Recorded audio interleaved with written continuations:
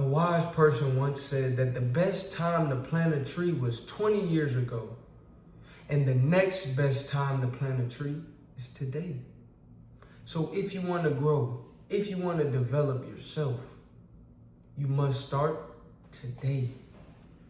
And number one, the first thing you have to start with is your identity. Oftentimes, we can get our identity from our activity, when in reality, our activity should come from our identity, not the other way around. It's not the other way around. Your identity comes first.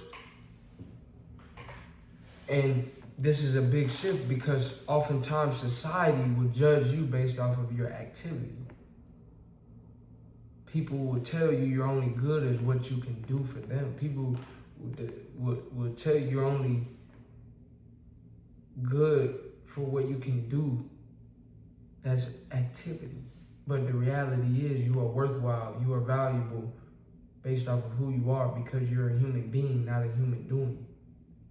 And when you shift your identity and when you define your identity for yourself, the activity will follow. Make the decision. Define, grab a piece of paper, use your phone, whatever, define who you are for yourself. Make it plain. Write the vision, make it plain. And if you're not at that point yet, and you click on this video, you want to become, write down who you want to become. And begin to walk and talk and behave as if you already are that person. Make the shift. Make the decision to change your identity. Number two, if you want to grow into the person that you really want to become, you have to have great habits. We are creatures of habit. You become better. You will do better. You will think better. You will speak better when you make it a habit to do so. When you make it a habit to be better, that's when you'll become better. If you want to work out more, if you want to be true to the goals that you set out for yourself, make it a habit. Make it a habit of honoring the commitments that you make to yourself.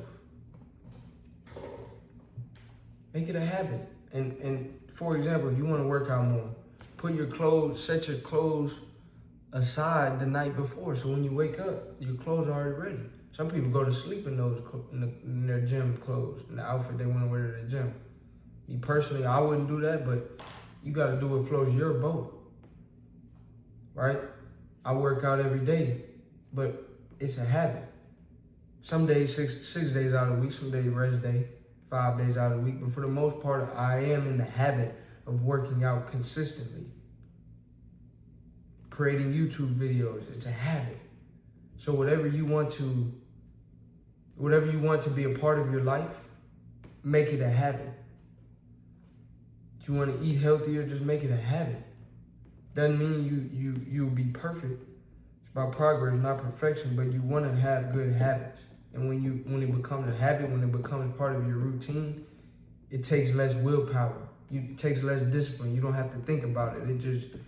You're able to flow into it naturally because it's a habit.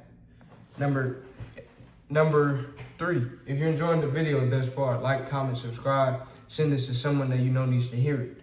Number 3, in terms of growing into the person that you want to become, number 3 is gratitude. Having an attitude of gratitude. When you are grateful for what you currently have in your life, it's a way of inviting more things within your life to be grateful for. However, if you're not grateful for what you have, it's an invitation for life to bring you more things to not be grateful for. If all you do is complain about what you have, complain about your situation, life will invite more things to you to complain about.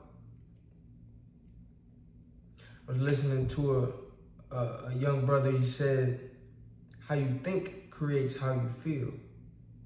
How you feel becomes an emotion. That emotion becomes a vibration. That vibration becomes a magnet that attracts things to you and repels things from you. In other words, as a man thinketh in his heart, so is he. As a woman thinks in her heart, so is she.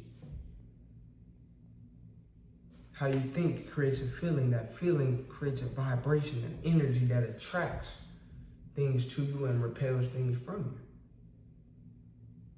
But when you have an attitude of gratitude, when you think on the things that you are grateful for, guess what you attract? Guess what you begin to see in your environment? All of the blessings that God has bestowed upon you. You see what you are looking for. Oftentimes you see whatever it is that you are looking for.